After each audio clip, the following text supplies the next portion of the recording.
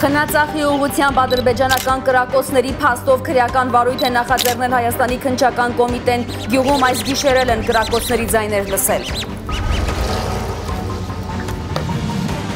Լայն համախմբման գործընթաց են սկսել Հայաստան բռնագաղթած արցախահայերը այն բանից հետո, երբ 12 կետանոց իրենց պահանջագիրը մերժել է Հայաստանի կառավարությունը։ Նրանք պառակտիչ են անվանում նրանց, ովքեր իրենց պահանջը ներկայացնում են իբրև պայքար ստամոքսի համար։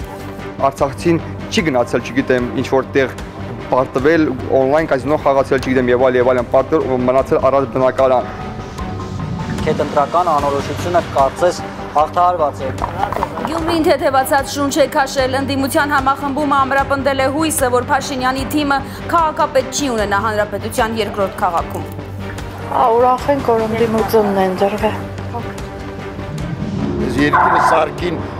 Բոշայանոց։ Կլսենք նաև Պրոշյան և Քասախ համայնքների բնակիչների բողոքի ձայնը, տրանսպորտի թանկացումից դժգոհ գյուղացիները Փաշինյանին են հիշում, որը հայտարարում էր, թե ցեխից հանում է գյուղացուն։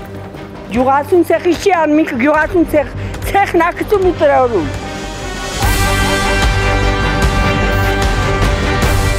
Դուք դիտում եք Հայլուրը, ողջույն հարգելի հեռուստադիտողներ, եւ այսպես այս գիշերել են Սյունիքի Խնածախ գյուղում լսել ադրբեջանական կրակոցների ձայներ։ Վարչական ղեկավարը լրատվամիջոցներին ասել է, որ նախորդ օրերի համեմատ դրանք այնքան էլ ինտենսիվ չեն եղել։ Գյուղի ուղղությամբ մարտի 30-ի լույս 31-ի գիշեր արձակված կրակոցների փաստով քրեական վարույթ է նախաձեռնվել Հայաստանի քննչական կոմիտեում։ Վարույթն առնչվում է ռասայական, ազգային, էթնիկ կամ սոցիալական ծագումով, կրոնով, քաղաքական կամ այլ հայացքներով, անձնական կամ սոցիալական բնույթի այլ հանգամանքներով պայմանավորված ատելության, անհանդուրժողականության կամ թշնամանքի շարժառիթով, այլ անձանց կյանքի համար վտանգավոր եղանակով սպանության փորձ կատարելուն եւ ապօրինի հրազեն պահելուն։ Նշանակվել են դատաձգաբանական եւ դատաապրանքագիտական փորձաքննություններ։ Ինչպես պատմել ենք, մարտի 31-ին Ներպաշտպանության նախարարությունը հաղորդագրություն տարածել, որ Ադրբեջանի զինուժը կրակել է Խնածախի տների ուղղությամբ վնասել տներից մեկի պատուհանը։ Խնածախցիների խոսքով վնասված տունը Խնածախի վարչական ղեկավարի Սեյրան Միրզոյանինն է։ Իդեպ Պաշտպանության նախարարությունը զգուշացնում է Telegram հարթակում անհայտ ծագում ունեցող հայերեն բովանդակությամբ ալիքների մասին, որոնք ստեղծվել են Հայաստանից դուրս։ ՊՆ մամուլի քարտուղարը հորդորում է զերծ մնալ այդ էջերում հրապարակվող լուրերը տարածելուց եւ բանակին առնչվող ցանկացած տեղեկություն ճշտել Պաշտպանության նախարարության հետ։ Լայն համախմբման գործընթաց են սկսում Արցախից բռնի տեղահանվածները։ Մեկ շաբաթ առաջ մեծ հանրահավաքի ժամանակ իրենց ներկայացրած 12 կետանոց պահանջագիրը մերժել է Հայաստանի կառավարությունը։ Արցախցիների իրավունքների պաշտպանության խորհուրդը որոշել է նոր հանրահավաքի եւ անհնազանդության ակցիաների միջոցով հասնել արցախցիների իրավունքների իրացմանը, որը ինչպես նշում են կազմակերպիչները, ամենևին էլ ստամոքսի համար պայքար չէ, ինչպես ներկայացնում են իշխանամերձ որոշ շրջանակներ։ Նրանք հիշեցնում են, կազինոներում տանուլ չեն տվել իրենց ապրուստը եւ մնացել առանց տանիք եւ առանց հայրենիք։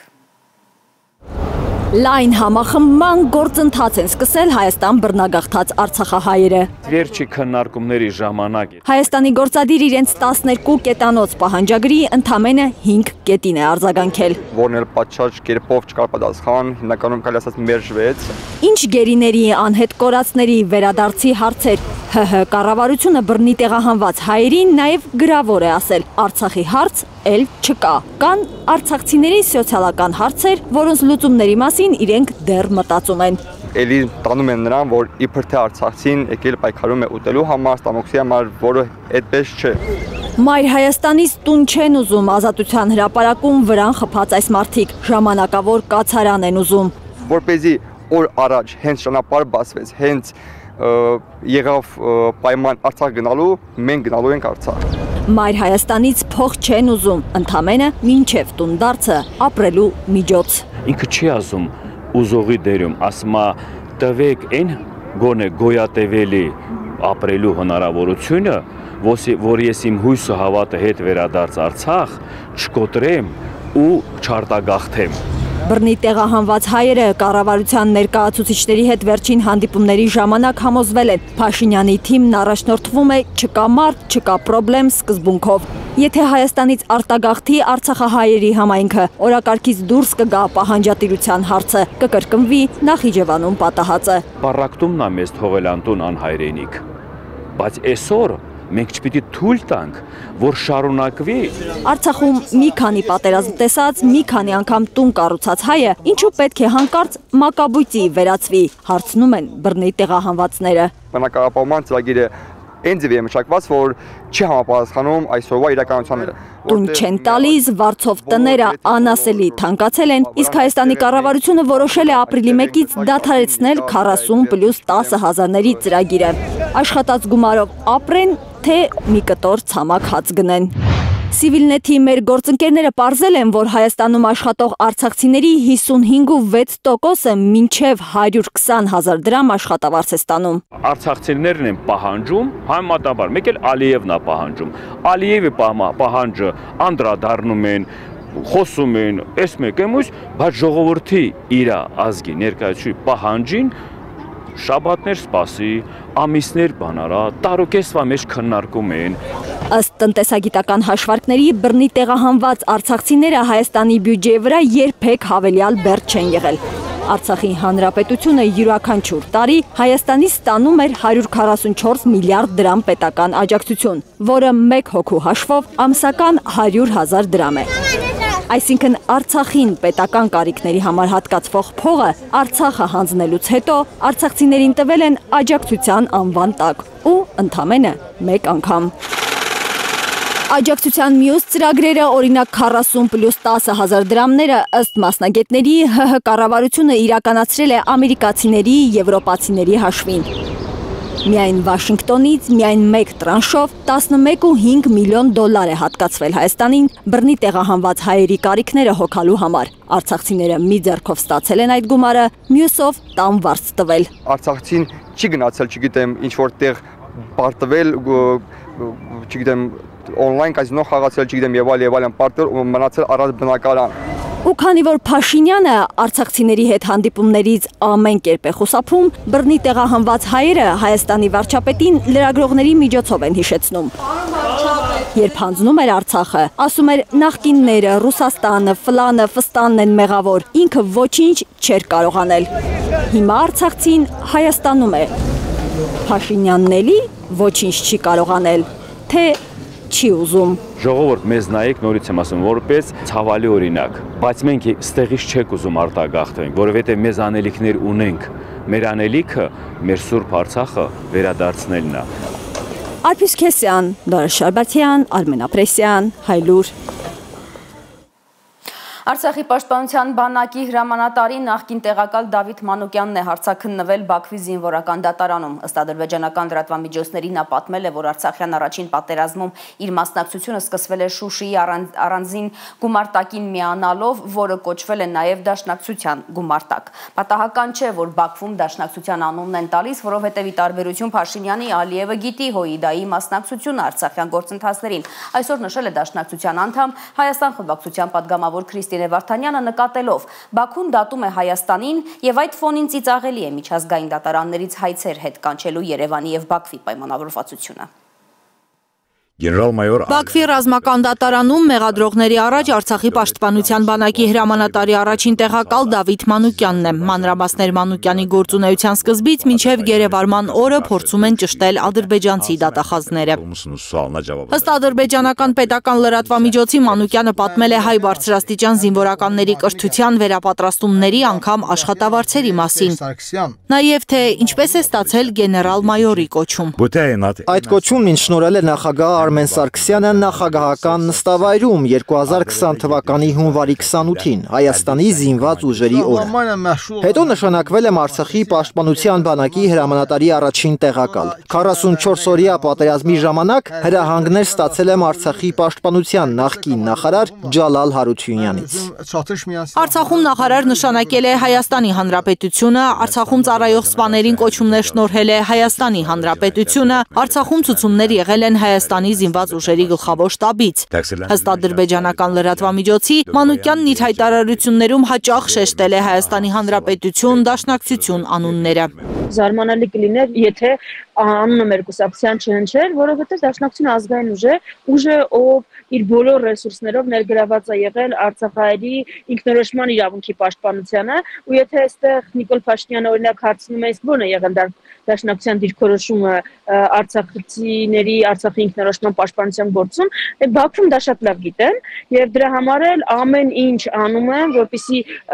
կապեն, որպեսզի այդ գործը մեծացնեն, գործում ներգրաված անձանց շրջանակը մեծացնեն եւ բերեն հասցնեն մինչեւ Հայաստանում գործող քաղաքական դերակատարներ։ Հայաստանի ազգային ժողովի ընդդիմադիր պատգամավոր ՀՅԴ անդամ Քրիստինե Վարդանյանը եւս մեկ անգամ վերահաստատում է.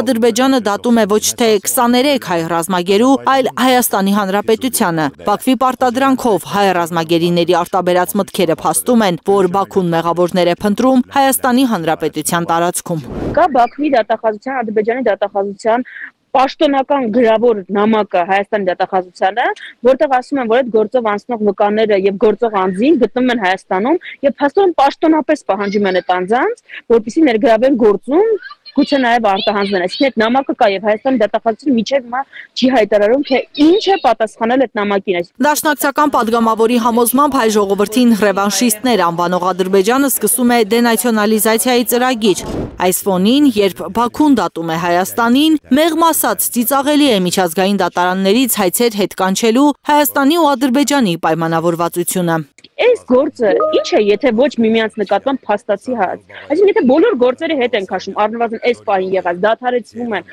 այլևս չեն խոսվում խախտված իրավունքների մասին։ Բայց դատավարության շարունակությունը ինչ է։ Այս դատավարությունը Բաքվի համար հիմք է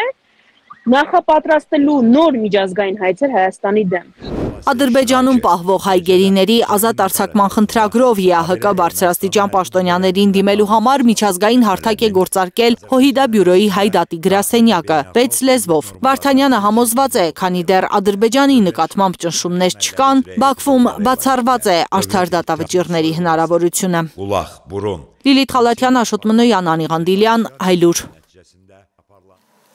Տեղափոխվենք Հայաստանի հյուսիս Գյումրին թեթևացած շունչ է քաշել։ Ընդդիմության համախմբումը ամրապնդել է հույսը, որ ապրիլի 16-ից հետո քաղաքացիական պայմանագիրը քաղաքապետ չի ունենա հանրապետության երկրորդ քաղաքում։ Գյումրիից Հայլուրի թղթակիցների հարցումներն ու Գյումրիի քաղաքապետի հավանական թեկնածուի հետ հարցազրույցը ներկայացնում է Էդգար Ղուշյանը։ Գյումրին այսօր արդեն հին տեսքին է, նախընտրական բոլոր քարոզչական պաստառները վերացել են քաղաքից, իսկ հետընտրական անորոշությունը կարծես հաղթահարված է։ Ուրախ ենք, որ ընդդիմությունն են դրվել։ Ընդդիմության ուրվագծվող հաղթանակի ֆոնին գյումրեցիները հիմնականում գոհ են, որ քաղաքապետ չի ընտրվի քաղաքացիական պայմանագրի թեկնածուն։ Մեր համար մեկ է, տղա ջան։ Մեկ չէ, ինչ է մեկ։ Կարևորը այդ քաղաքացիական պաշտպանություն, այդ բանը չի անի, կպան։ Մնացածը ովքերներ են։ Մեզնից եղել։ Շատերին ուրախացնում է հատկապես այն, որ նախկին քաղաքապետ Վարդան Ղուկասյանի անվան շուրջ էր համախմբել ընդդիմությունը։ Մարտուն Գրիգորյանն էլ է կարողացել վերջին պահին վեր դասել քաղաքի շահը անձնական խնդիրներից։ Լավ է, շատ լավ է, թող ընտրվի, ինչ եղել։ Շատ ուրախ եմ։ Ինչի համար։ Որտեվ ես իրան էի ընտրել։ Հա։ Քիչ է դիք։ Որպես մեր քաղաքի տղա ու ինքը գործին տիրապետող մարդ է։ 13 տարի աշխատել, դրա համար։ Ինչ որ ժամանակ էլ Վարդան Ղուկասյանը եղել է Գյումրու քաղաքապետը եւ էլի լավ մարդկանց տները տվել անվճար եւ ամեն ինչ նորմալ է եղել։ Հիմա դուք հույս ունեք անվճարություն ստանալ։ Ոչ, բայց թե կարծիք ունեմ, որ անտուն մարդիկ էլի կստանան տներ։ Մարդու անունն ու ժողովրդին տված խոսքը ամեն ինչից բարձր են, այսպես է ուրբաթ երեկոյան արձագանքել Վարդան Ղուկասյանը Մարտուն Գրիգորյանի երկար սպասված որոշմանը։ Իր համար շատ ճիշտ է արվել եւ իր ընդրած ժողովրդի նկատմամբ Հնգորյա լռությունը ուրբաթ կեսօրից հետո է խախտել Մարտուն Գրիգորյանը, հայտարարելով, որ Վարդան Ղուկասյանին Գյումրիի քաղաքապետ դառնալու համար կտա անհրաժեշտ ձայները։ Կքննարկենք, կտեսնենք ինչ է պատահել, կարելի է միասին աշխատել մեծ հաճույքով։ Իսկ հնարավոր է, որ մինչև ապրիլի 16-ը Գյումրիի ավականու առաջին նիստը քաղաքապետի այլ թեկնածու առաջադրվի ընդդիմությունից։ Կոմկուսի քաղաքապետի թեկնածուն հիշեցնում է նախընտրական քարոզարշավի ժամանակ եւ հետընտրական օրերին իր ասածը։ Աշխարհում կա մի բան, ով շատ ձայն է հավաքում, նրան են միանում։ Այդ բաներին, ինչպես խապսերին, մապսերին, բաներին, ձիու քայլերին, բաներին ես ընդհանրապես այդ ճանապարհով չեմ ապրել։ Ես ապրել եմ ուղիղ, շիտակ։ Առաջին փոխքաղաքապետի հարցում Կոմկուսում որոշում ունեն։ Երկրորդ փոխքաղաքապետի պաշտոնը ըստ Վարդան Ղուկասյանի պատրաստ է տալ իրեն միացած մյուս 3 ընդդիմադիր ուժերի ներկայացուցիչներից որևէ մեկին։ Առաջի փոխքաղաքապետը լինելու է Ավետիս Սարաքելյանը։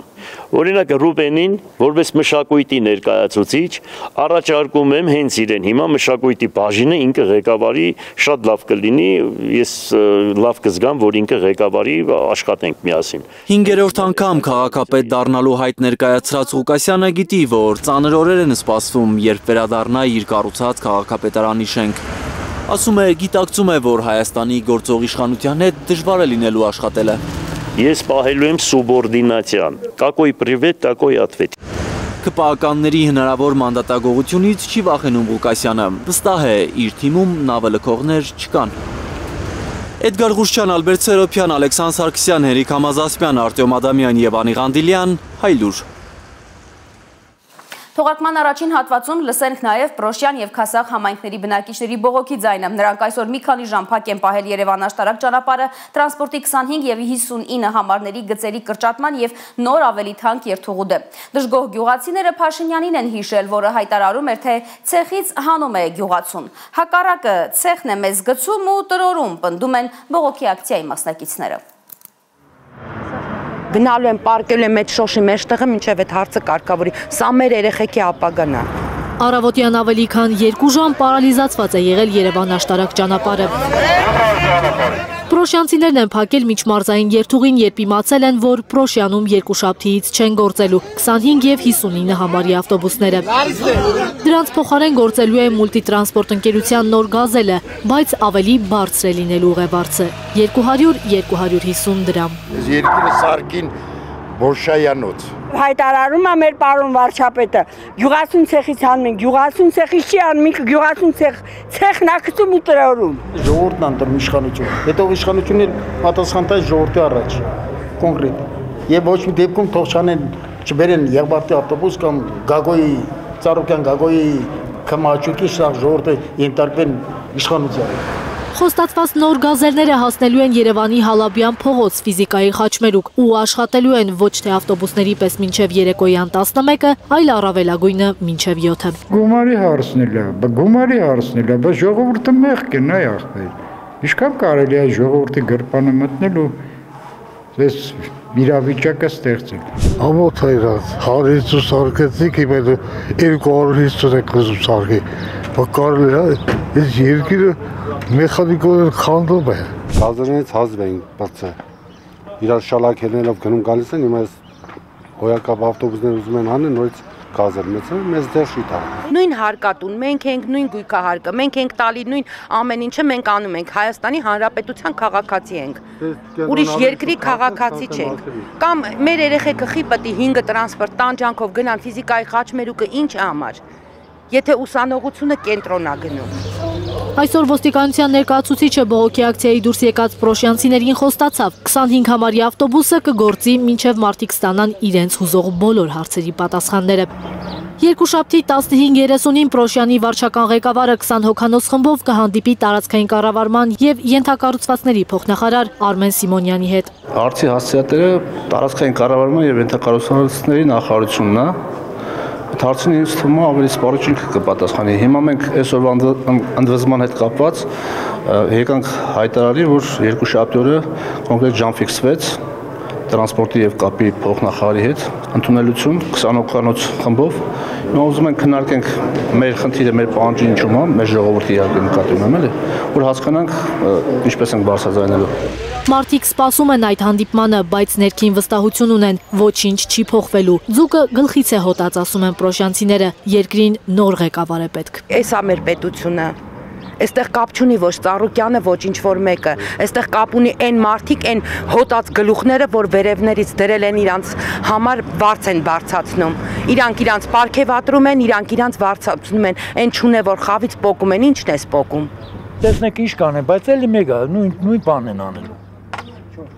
Էլի կտանեն, բերեն, մինչև ժողովուրդն ադայլ եղնի, իրա գլուխ քաշիրան, Ելոքն է, ինչ դա։ Մինչև մեր վարչապետը, մեր քաղաքապետը չփոխվի, ոչ մի հարց չի լուծվելու։ Ամբողջ ազգային ժողովը պիտի փոխվի։ Ավելի կոշտ մեթոդների են խոստանում դիմել պրոշյանցիները, եթե իշխանությունը փորձի հիմարեցնել իրենց։ Պրոշյան գյուղից Պրոշյան փողոց կգնան կառավարական ամառանոցի դիմաց նստացույց անելու։ Զարուհի Սահակյան, Աշոտ Մնոյան, Հայլուր։ Հարգելի հեռուստադիտողներ, այս թողարկման ընթացքում կպատմենք նաև Պուտինի սեղանին դրված միգրացիոն նոր խստացումների փաթեթի մասին, որը ավելի է բարդացնելու խոպանչիների կյանքը Դաշնությունում։ Այսինքն սկսել է, որ եթե ես հիմա հետամ Ռուսաստան, 3 օր առաջ պիտի տվյալներ տա։ Այո։ Շատ դժվար է։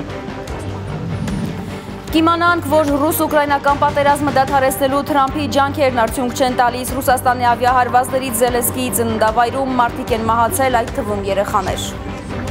I've just invested in my pension. Ես հենց նոր ներդրում արեցի իմ կենսաթոշակային ֆոնդում, բայց հավանաբար սխալվեցի, վատ ժամանակ էր դա անելու համար։ Ներմուծվող ապրանքների մաքսատուրքերը բարձրացնելու Թրամփի որոշումն արդեն ալիք է փոխում Բրիտանիայում, առևտրային պատերազմի զոհերի թվում է նաև հայկական ապրանքը։ 50 միլիոն դոլարի մեջ, օրինակ հյութերը, ջուրը, այդպիսի էժան ապրանքները քիչ մաս են կազմում, նաև օղի կա, այնտեղ ալկոհոլային բաներ կան։ Իսկ մեր օրվա կադրերում Արկտիկայում հայտնաբերված եւ Ռուսաստանում հղկված 200 կարատանոց դեղին ադամանդն է եւ գազարով նվագող Մեծ Բրիտանիայի թագավորը Չարլզ III-ը օրորոցային է նվագել Լոնդոնի բանջարեղենային նվագախմբի անդամների հետ։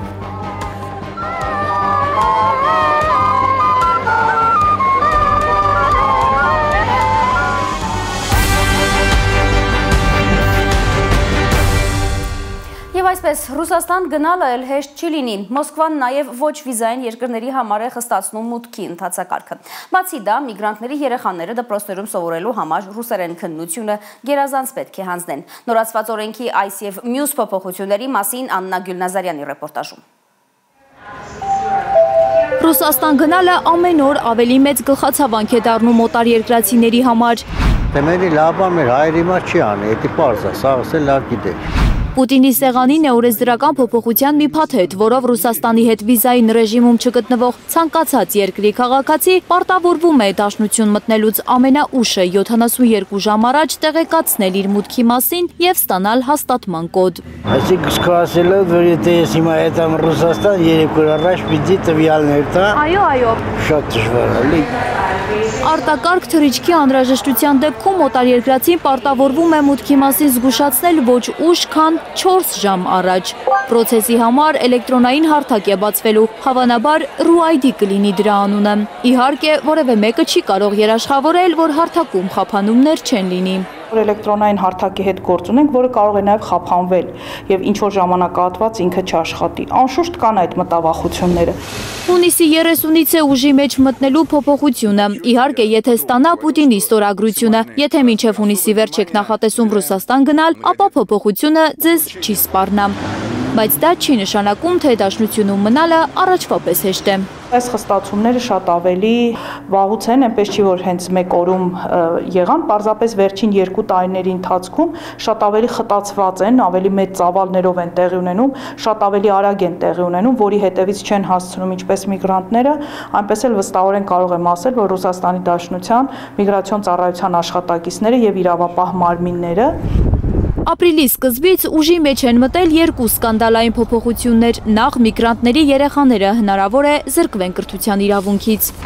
Ռուսաստանի դպրոցներում սովորելու համար նրանք ռուսերենի պարտադիր քննություն պետք է հանձնեն։ Եվ հաղթահարելի շեմը,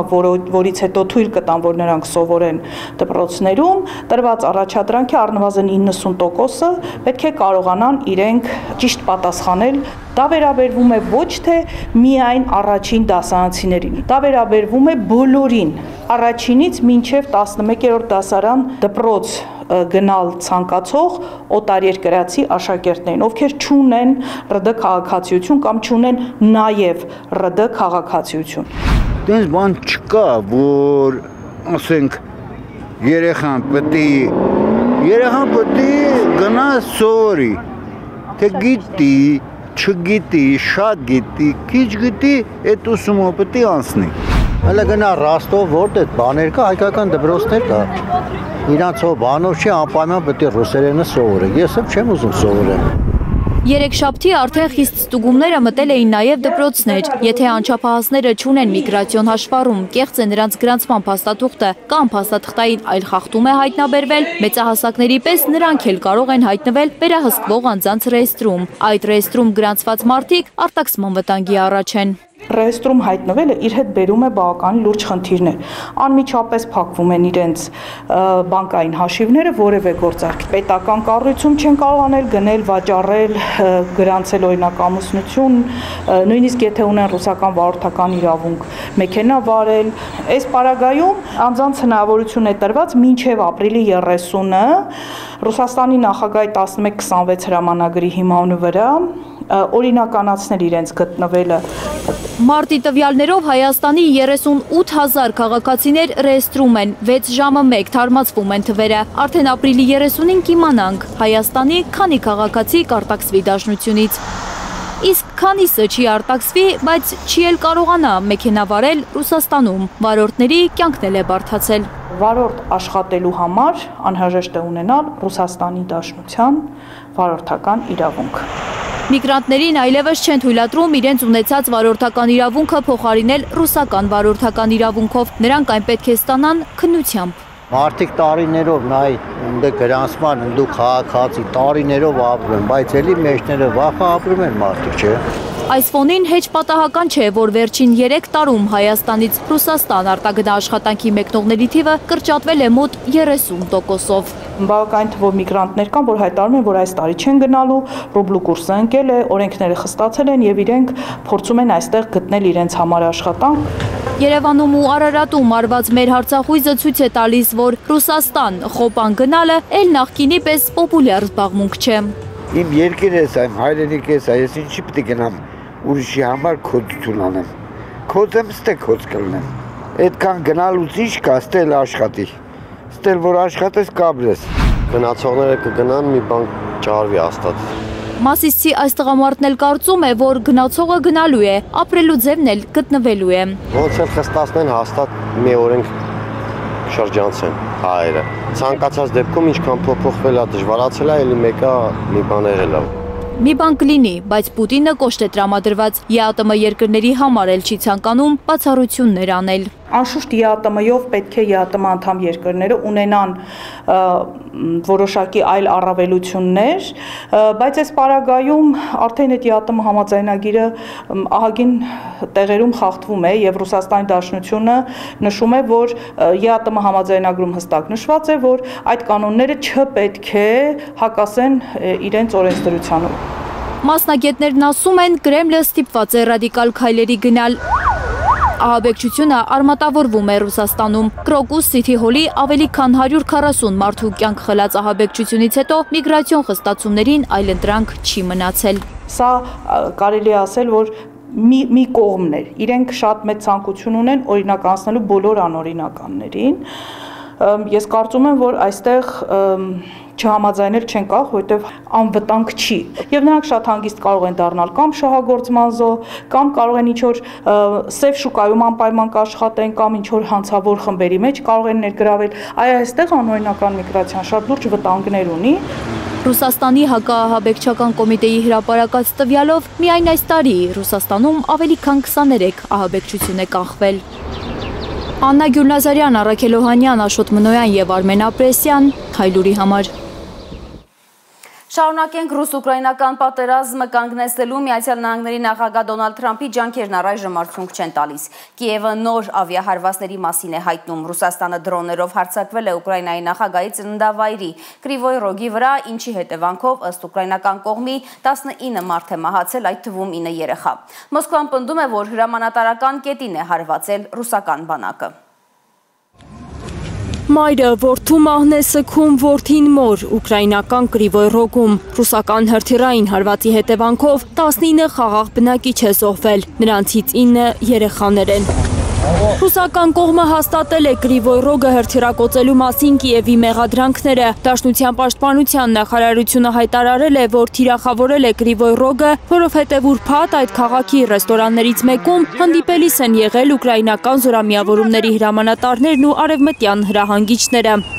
Նրանց հանդիպման վայրին հարվածելու հետևանքով 85 զինվորական ու օտարերկրյա սպա է զոհվել, հայտարարել է Ռուսաստանի պաշտպանության նախարարությունը։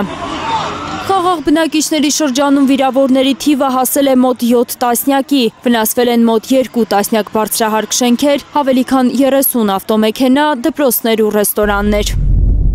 Ռուսական բոլոր խոստումներն ավարտվում են հրթիռներով ու դրոններով, ռումբերով կամ հրետանիով։ Դիվանագիտությունը նրանց համար դատարկ խոսք է, պետք է ճնշում, բավարար ճնշում Ռուսաստանի վրա, որպեսզի նրանք կրեն իրենց ամեն խաբեության, ամեն հարվածի, ամեն օրվա պատասխանատվությունը, երբ խլում են մարդկանց կյանքը եւ ձգձգում պատերազմը։ Այս տողերը տելեգրամյան իր էջում է գրել Ուկրաինայի նախագահը իր ծննդավայր Կրիվոյ Ռոգի հրթիռակոծության մասին հայտնելիս, որը դարձել է այս տարի խաղաղ բնակիչների վրա ամենամահաբեր հարձակումներից մեկը, հայտարարել է Դնեպրոպետրովսկի շրջանի նահանգապետ Սերգեյ Լիսակը։ Ռուսական կողմն էլ Ուկրաինային է մեղադրում ԱԹՍ-ներով հարձակման համար։ Գիշերը Ուկրաինայի զինուժը 8 անօդաչու թռչող սարքերով հարվածել է Դաշնության Սարանսկի օպտիկամանրաթելային արտադրության միակ գործարանին։ Հրդեհ է բռնկվել։ Նախնական տվյալներով տուժածներ չկան։ Այդ գործարանում ժամանակակից կապի համակարգերի, նաև անօդաչու սարքերի համար կարևոր բաղադրիչ է արտադրվում։ Այսօր էներգետիկ ենթակառուցվածքները թիրախավորելու համար է մեղադրել Մոսկվան Կիևին։ Դաշնության պաշտպանության նախարարության հաղորդագրության համաձայն վերջին 1 օրում Ուկրաինան 14 անգամ հարվածել է էներգետիկ ենթակառուցվածքներին։ Այդ հարձակումներից վնասվել են Բրյանսկի, Բելգորոդի, Սմոլենսկի, Լիպեցկի, Խերսոնի և Վորոնեժի շրջանների էներգահամակարգերը։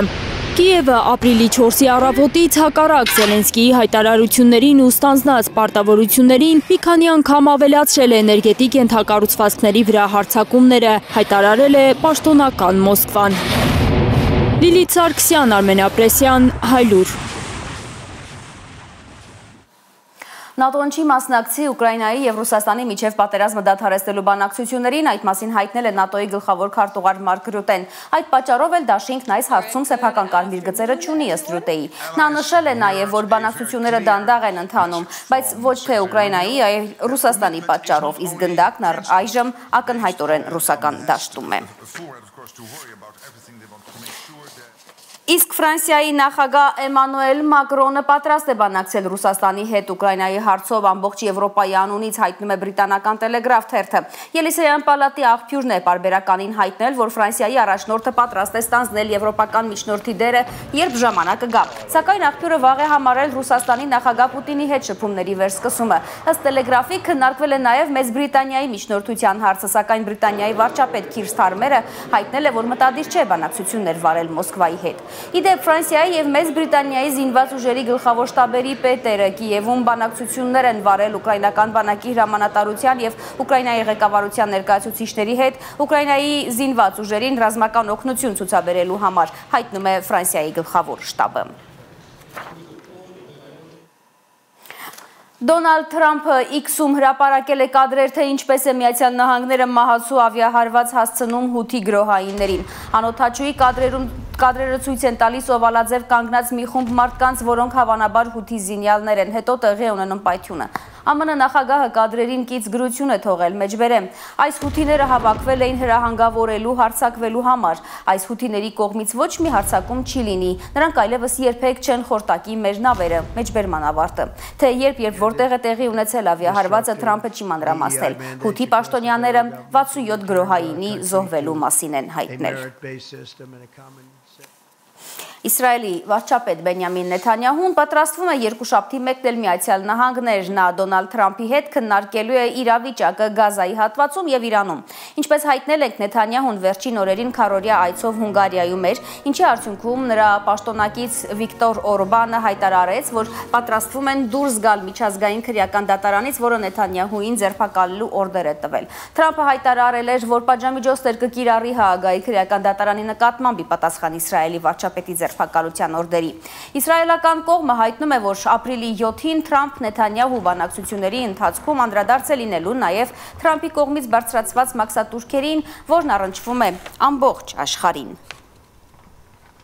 Մեծ սխալ թե հաջողված ծրագիր։ Լոնդոնի բնակիչները տարակարծիք են Թրամփի գլոբալ մաքսատուրքեր սահմանելու որոշման վերաբերյալ։ Լոնդոնում արդեն զգում են դրա ազդեցությունը ֆոնդային բորսայի վրա, որտեղ արժեթղթերի անկում է արձանագրել Financial Times-ը։ Ոմանք կարծում են, որ անխուսափելի էր ֆինանսական շուկայի խառնաշփոթը։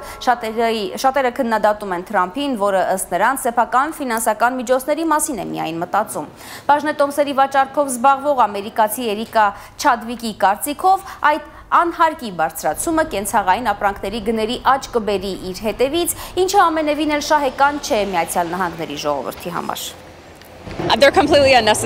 Անհարկի բարձրացում է։ Ես ամերիկացի եմ, ուստի ինձ համար դա կենցաղային ապրանքի թանկացում է նշանակում։ Իմ ամենօրյա ծախսերն ավելանալու են, այնպես որ ես ատում եմ այդ որոշումը։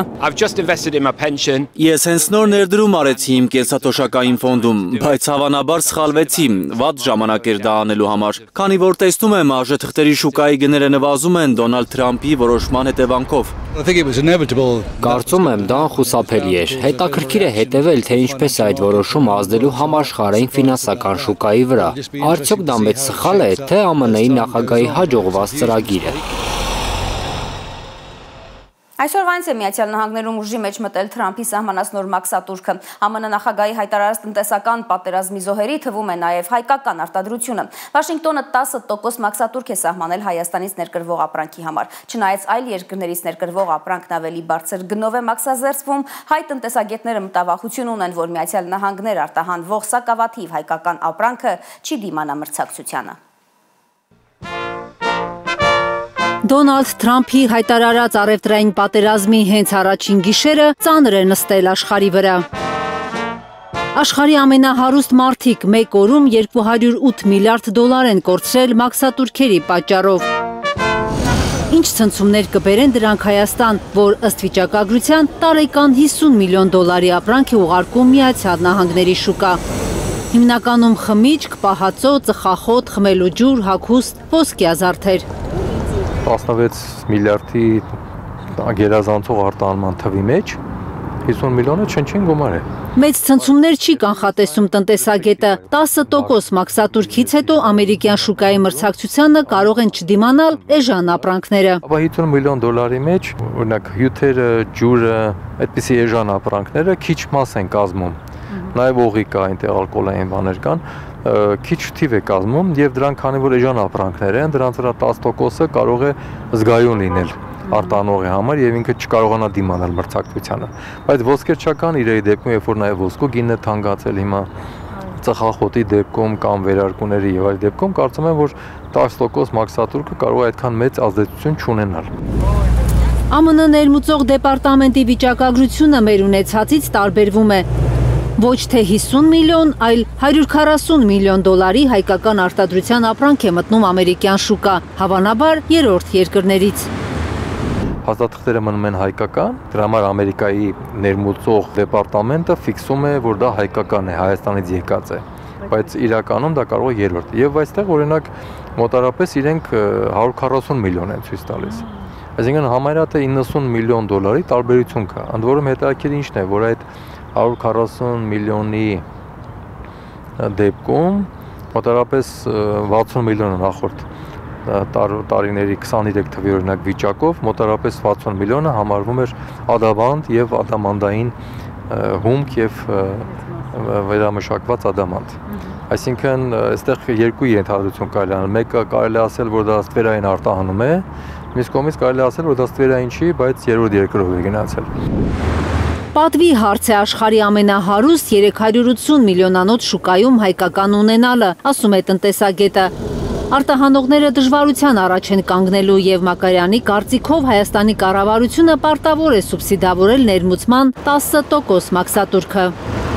Աշխարհի համար առաջին տնտեսության հետ առևտուր անելը պատիվ է բերում եւ դա համբավ է եւ դա նաեւ ստրատեգիական նշանակություն ունի, ռազմավարական նշանակություն։ Դրա համար մտածել դե լավ 50 միլիոնը ինչ է որ թողնենք, թող ինչ կնի, այդպես չպետք է մտածել։ Թե ամերիկյան, թե եվրոպական շուկաներում մեր ապրանքը կարող է մրցունակ լինել, եթե մեր արտադրողները բիզնես պայմանագրեր կնքելու մշակույթին տիրապետեն։ Նոր տեխնոլոգիաներ մտցնեն արտադրական պրոցես, վերապատրաստեն աշխատողներին։ Միայն այդ դեպքում կարելի է դիմանալ ցանկացած տնտեսական պատերազմի, անգամ եթե այդ պատերազմը աշխարհին Դոնալդ Թրամփն է հայտարարել։ Կարնե Մանգասարյան, Նորա Շարբաթյան եւ Անի Ղանդիլյան, Հայլուր։ Մեր հաջորդ պատմությունը ինքնուս կավագործ Շանթի Շակարտի մասին է, որը 3 ամսում այնքան է ձուլվել կավին, որ շատերի գնահատմամբ քանդակագործության համաշխարհային դեմքերի գործերից չտարբերվող քանդակ է ստացել։ Հայլուրի թղթակիցները պարզել են Շանթի գաղտնիքը, նրա առաջին մասնագիտությունն է հմտություն հաղորդել մատներին, իսկ թե ինչ է նա մասնագիտությամբ, կիմանաք, երբ դիտեք ռեպորտաժը։ Չէ, Միքելանջելոն չէ այս քանդակի հեղինակը, հայկական դիցաբանության գլխավոր աստծուն Արամազդին 30-ամյա Շակարտը Շանթ Կարապետյանն է քանդակել, ինքնուս է, աշակերտնել է ինքը, ուսուցիչն էլ։ Ուղղակի վերցեցի կավ, որոշեցի, որ պետքա քանդակ անեմ։ Շանթն առաջին անգամ կավին 3 ամիս առաջ է կպել, հարթաքանդակ է ստեղծել, Արամազդին մոտեցել է ընդամենը 20 օր առաջ։ Մոտ 1 ամիս, 2 ամիս նորից ուսումնասիրեցի անատոմիան, ընդհանրապես քանդակի հետ կապված ես ինձ կրթում էի։ Կավից մարդ ստեղծելու համար Շանթին օգնում է մասնագիտությունը, բժիշկ է։ Նոր հիմա հասկացա թեխի բժշկականի միջոցով ես մտա արվեստի մեջ, թե ինչքան լավ էր, որ ես հենց հիմա սկսեցի քանդակով զբաղվել։ Բժշկությունն ու արվեստը հենց կյանքի մասին են, պնդում է Շանթը։ Ինքն իր համար ապրելու բանաձև է ստեղծել։ Նկարելն իմ առաջին երեխեն է։ Ծնվել է, չգիտեմ, պահել եմ, մեծացրել եմ, հիմա ինքը մի քիչ մեծացել է, ծնվել է երկրորդը արդեն, հիմա ոչ թե ոնց է, ծնողները երկրորդին ավելի շատ չեն սիրում, ակի փոքր է լինում, մի քիչ ավելի շատ են զբաղվում իրանով, բայց առաջինն էլ էլի նույն ձև սիրում են, ոնց որ կինս էլ արդեն բժշկությունն է, դրա համար երկուսն է կախված են կնոջիցս։ Իր իսկական երեխային արդեն պատկերացնում է բժիշկ քանդակագործը, այս կտավը 3 շաբաթում է ստեղծել։ Շատ իրան սիրում եմ ու սպասում եմ իրան, ինչ որ մի օր ինքը կլինի ու իրան արդեն իրական կնկարեմ, ոչ թե պատկերացմամբ։ Ավելի քան 70 կտավ, մոտ 1000 գրաֆիկական աշխատանք, Շանթը մանկուց է նկարում։ Առանձնահատուկ պայմանները պարտադիր չեն, նրա համար կտավ կարող է դառնալ ամեն ինչ, բրնձի հատիկից, դեղահաբից ու լուցկուտուփից, մինչև շենքերի պատեր։ Եթե դու օրինակ բրնձի հատիկի վրա կամ չեմ արված ծաղկի սերմի ներսի հատվածում ունեք Ռենե Մագրիտ ես պատկերում կամ չեմ Վան Գոգ ես նկարում ինչ-որ տաբլետկայի վրա չեմ բժշկականի շենքը ինչ-որ սենց բաներ ես նկարում, ինքը շատ բարդ տեխնիկական բարդություններ կա իր մեջ, բայց դրանցից հետո դու արդեն ավելի ուժեղ ես դառնում, ավելի լավ ես սկսում նկարել։ 3 ցուցահանդես է ունեցել Շանթը, 2-ը Հայաստանում, 1-ը Իտալիայում։ Թվում է թե Իտալիայի ցուցահանդեսը պետքա ավելի շատ, չէ, էմոցիա տա, բայց հավատացեք ամենաշատ իրական առաջինն է տվել։ Ոչ մի էմոցիա բաց չի թողնում, դրանք հետո նոր գործեր են դառնում։ Մարդիկ գալիս էին եւ լացում էին որոշ կտավների շուրջ, չգիտեմ, դե հիացական խոսքեր էին ասում, շատ կարա որ մարդ երբ նայի նկարներից, երբ անցնի կողքով, ինչ որ էմոցիա ինքը զգա։ Կարևոր չի լավն է լինել, թե վատն է լինելու։ Էմոցիաների ծնունդ է այս կտավը, Շանթը այն պատերազմ է կոչել։ 1 ամիս աշխատել է, որ կարողանա ցույց տալ այն ամենն, ինչ զգացել է 44 օրյա պատերազմի ընթացքում։ Եթե ինքը էմոցիա չունեցավ, ինքը ուղղակի անցավ կտավի մոտ, նշանակում է ձախողել եմ։ Իր առաջին քննադատը հենց ինքն է, թերություններ գտնում է իր ստեղծագործություններում։ Չեմ ափսոսում, կարողա 3 օր մի դետալի վրա աշխատեմ, հետո ինչ որ բան դուրս չկա, ես չեմ ափսոսելու, բացառում եմ, ես 4-րդ օրը կսկսեմ, այնքան կանեմ, մինչև որ նայեմ ասեմ ստացվել է։ Շանթը խոստանում է, որ դեռ շատ է զարմացնելու։ Կգա մի օր, որ ես կնայեմ իմ գործին ու կասեմ հասա այն կետին, որին ուզում էի։ Աննա Գյուրնազարյան, Արաքել Օհանյան եւ Հարություն Մաթեոսյան, Հայլուրի համար։ Հետաքրքրաշարժ լուրերի շարքից նոր արև այս անունը ունի ավելի քան 200 կարատ քաշով դեղին ադամանդը, որը հղկվել է Ռուսաստանում։ Բնական միներալը, որը ձևավորվել է մոտ միլիարդ տարի, գտնվել է Արկտիկայի հանքավայրերից մեկում։ Արևի շողեր հիշեցնող ադամանդը անվանել են արշալույս, իսկ հղկվելուց հետո նոր արև։ Քարի մշակման համար ավելի քան 2 տարի է պահանջվել, 15 հոգանոց մասնագետների թիմն է թանկ գտածոն, թանկարժեք քարի վերածել։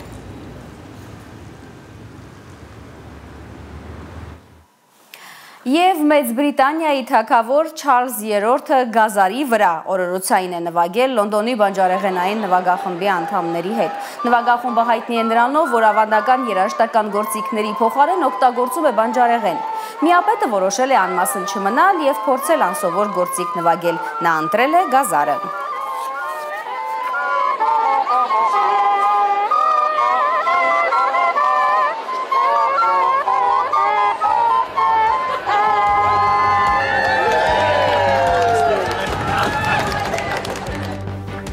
Դուք դիտում էիք Հայլուրը, հարգելի հեռուստադիտողներ, շնորհակալություն ուշադրության համար, ցտեսություն։